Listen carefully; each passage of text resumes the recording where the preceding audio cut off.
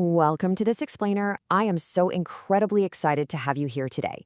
Listen, if you've filled up your tank recently, you've almost certainly found yourself staring at that meter ticking past 100 rupees a liter.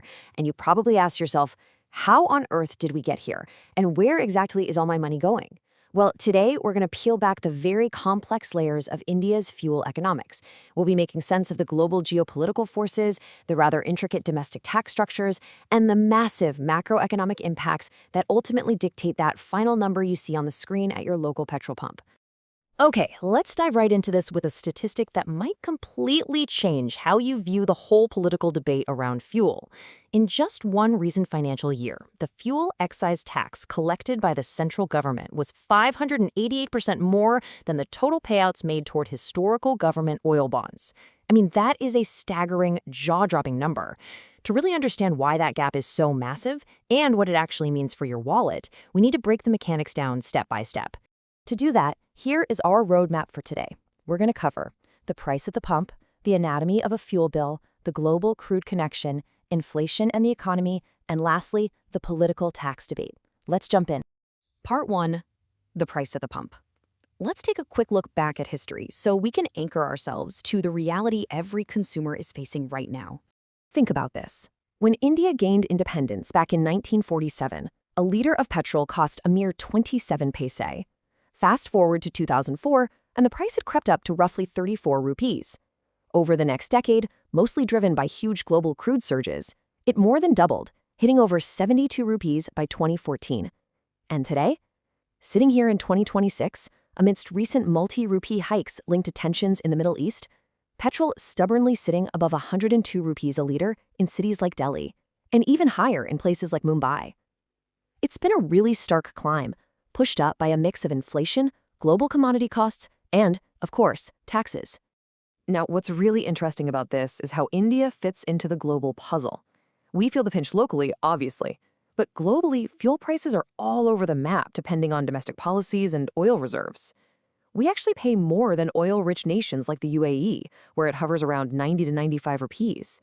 But surprisingly enough, we pay significantly less than consumers in the US, and we pay nearly half, yes, half, of what folks in the UK pay, where heavy environmental levies push the price up to almost 200 rupees a liter. Moving on to part 2, anatomy of a fuel bill. To really grasp why petrol costs what it does, we have to ask a simple question. Who gets what?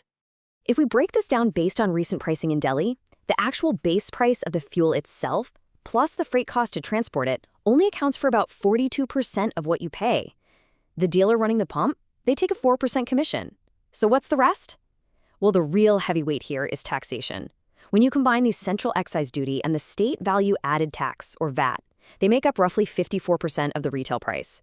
That means literally more than half the money leaving your wallet goes straight to government treasuries. But here's where it gets a bit tricky. How those taxes are applied is fundamentally different. The central government levies an excise duty, which is a fixed rupee amount per liter.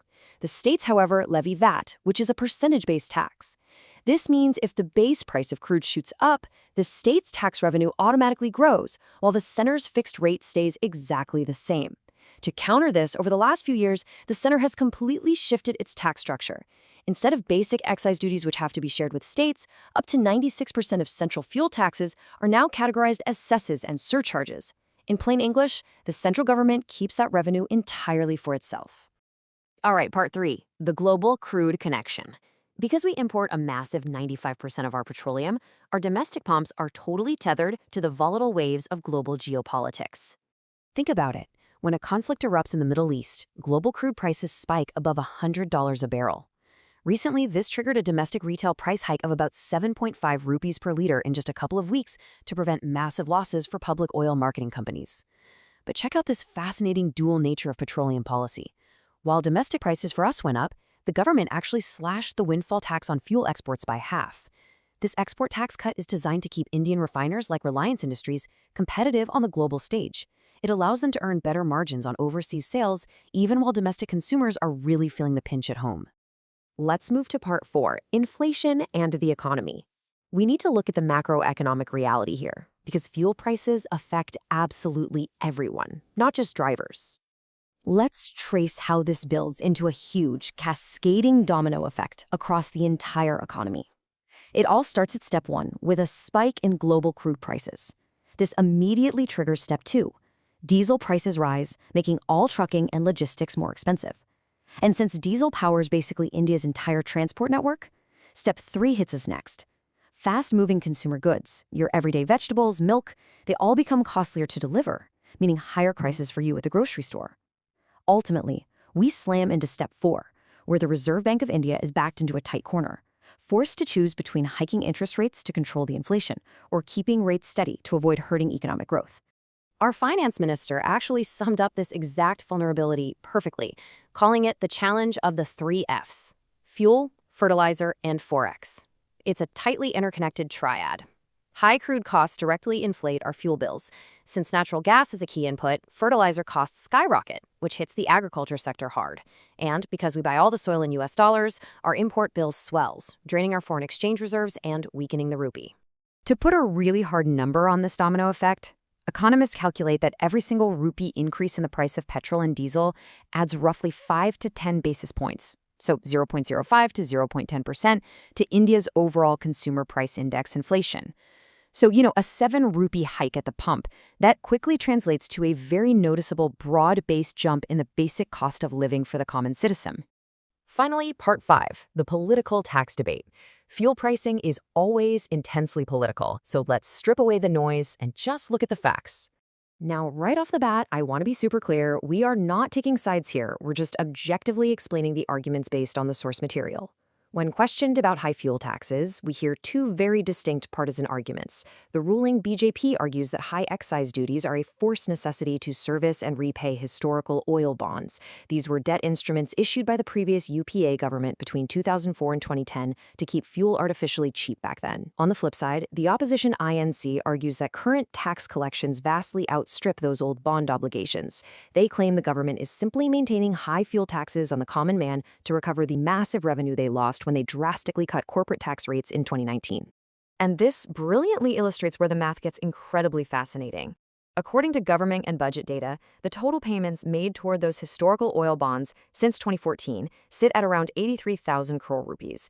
So yes, the UPA-era debt is absolutely real. However, the total fuel excise duty collected by the current government in that exact same time period is roughly 19 lakh crore rupees.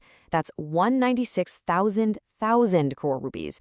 The data clearly shows that while the old bond debt does exist, the sheer volume of tax revenue currently being generated eclipses it by an enormous magnitude. Which brings us to our conclusion: navigating the future. As we pull all these different layers back together, you can see that the price you pay at the pump is this wild, volatile mix of distant wars, clever tax structuring, and heavy macroeconomic reliance. So, this leaves us with an absolutely critical question for the near future. As global pressures keep crude oil elevated, how will India's central bank and policymakers tame the 3 Fs? Fuel, fertilizer, and forex, without resorting to punishingly high interest rates that could completely crush consumer growth. It is a delicate, high-stakes tightrope walk, and every single rupee change at your local petrol station is a signal of how that balance is shifting. Thank you so much for tuning into this explainer today. Keep questioning, keep learning, and I'll catch you next time.